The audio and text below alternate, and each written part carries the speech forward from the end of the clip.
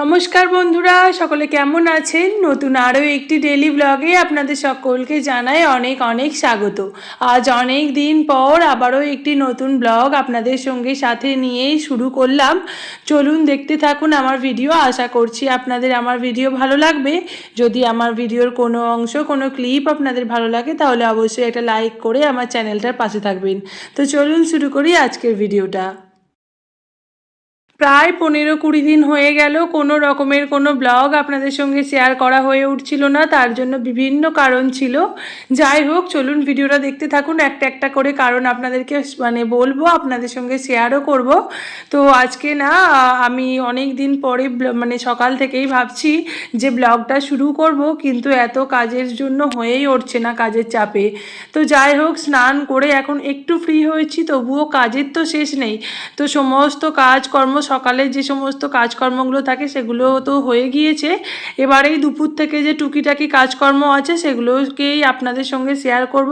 সকালবেলা না আজ বেশ অনেকগুলো জামা কাপড় ভালো করে কেচে মেলে দিয়েছিলাম, আর এখন না বাজে ওই ঘড়িতে 1:45 মতো।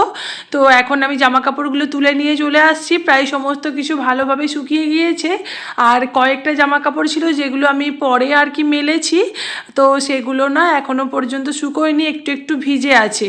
তো সেই জন্য ওগুলোকে আর কি পরে তুলবো। যাই হোক, আর কালকে না ওই যে কারেন্ট ছিল না, ঝড় জল হয়েছিল, সেই জন্য না ভীষণ পাতা টাতা পড়ে বাড়ি ঘর একদম ভর্তি হয়ে গিয়েছিল সকাল থেকে। সেই সমস্ত কাজ করতে গিয়ে না আর কোনো ব্লগ করার আর কি সময় পাইনি। এত তাড়াহুড়ো করে করেছি সমস্ত কিছু, সঙ্গে মিষ্টি তো আছেই।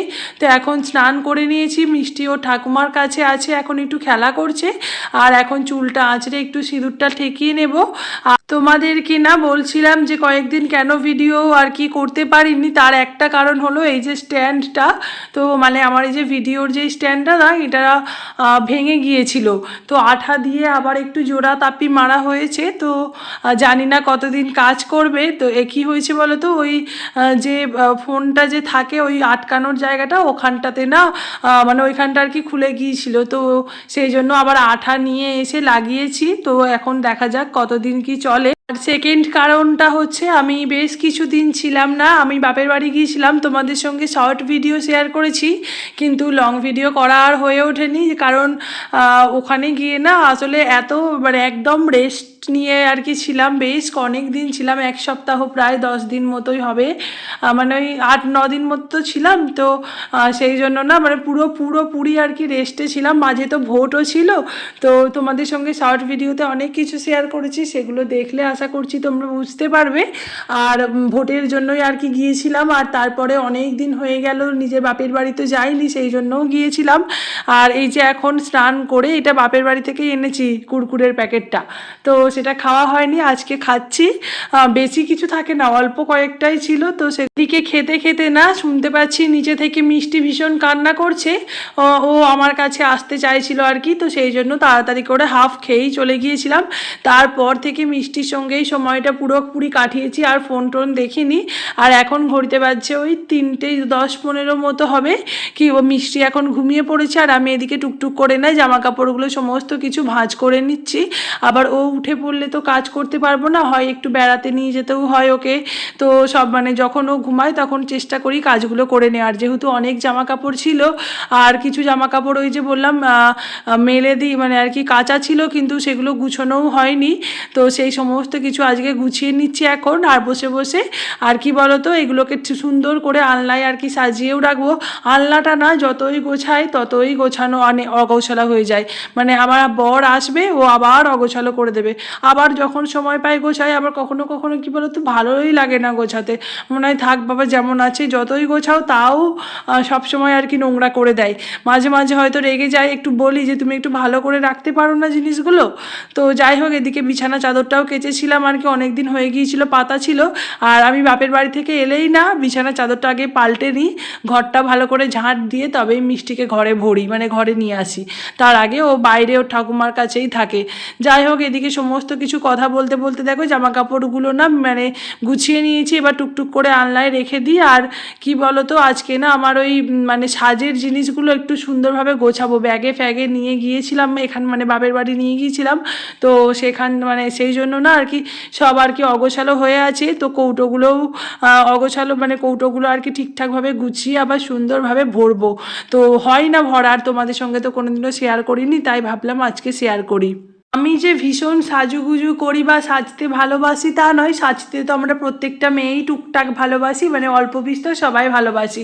তো আমিও তার মধ্যেই পড়ি। তবে আমার আর কি মানে খুব একটা বেশি যে সাজুগুজু আছে তা নয়, তবে বেশ অনেক কিছুই আছে, অনেক কটা বক্সও আছে। তো বিয়ে থেকে, বিয়ের আগের তো আমি প্রচুর কানের দুল পরতাম বড় বড়, সেগুলোও ছিল।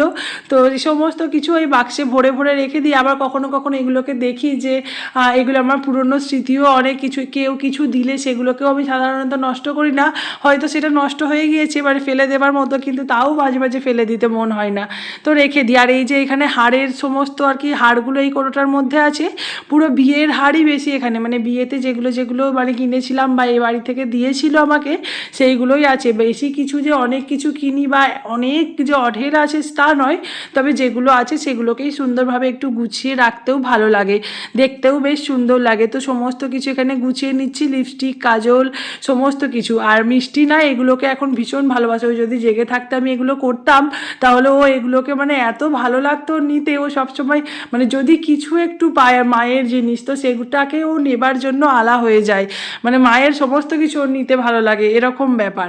যাই হোক, এদিকে কথা বলতে বলতে দেখো সাজগুলোও গুছিয়ে নিয়েছি। মিষ্টি এখনও ঘুমোচ্ছে, ঘড়িতে এখন প্রায় 4:15-20 বেজে গিয়েছে। তো মিষ্টি আজকে টানা অনেকক্ষণ ঘুমিয়েছে, রাত্রিবেলা না অনেকটা জাগবে। যাই হোক, ভিডিওটা আর বেশি বড় করলাম না, আজকে এখানেই শেষ করছি। এখানে সমস্ত কিছু আবার সুন্দরভাবে এই তাকটাতেই আমি রেখে দিই, ড্রেসিং টেবিলের সমস্ত সাজগুলো পুরো ভর্তি হয়ে গিয়েছে কোটোতে। আর কি বলতো, মানে ভালো লাগে এভাবে গুছিয়ে গুছিয়ে রাখতে, দেখতেও বেশ সুন্দর লাগে।